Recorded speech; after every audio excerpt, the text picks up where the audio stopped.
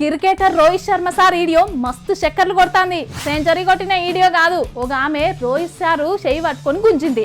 Security వాళ్ళు ఊరుకుంటారా, ఊరుకొచ్చి ఆమె చెయ్యి పట్టుకొని పక్కకు గుంజేసిర్రు అన్నట్టు. ఇక ఏదో సెల్ఫీ కోసం కాదు, 9 కోట్ల పైసల కోసం చెయ్యి పట్టి గుంజిందట. ఆ వీడియో పొట్టు పొట్టు వైరల్ అవుతుంది. 9 కోట్ల కోసం చెయ్యి పట్టుకొని గుంజిందని షాక్ కాకుర్రి. ఆమె పేరు సరిత శర్మ. బిడ్డ అనికకు కొత్త జబ్బు వచ్చిందట. ఒక్క ఇంజెక్షన్ కు 9 కోట్లు కావాలన్నట. అది కూడా మళ్ళా అమెరికా నుంచి రావన్నట.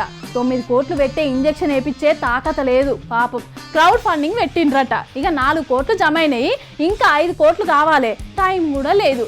ఏం చేయాలనో దోసక ఇక అక్క గీ ఉపాయం చేసింది అన్నట్టు. ఇక న్యూజిలాండ్ ఇండియా మ్యాచ్ జరుగుతుంది కదా, క్రికెటర్లు ఉండే హోటల్ కి వచ్చింది రోహిత్ శర్మని కలుద్దామని.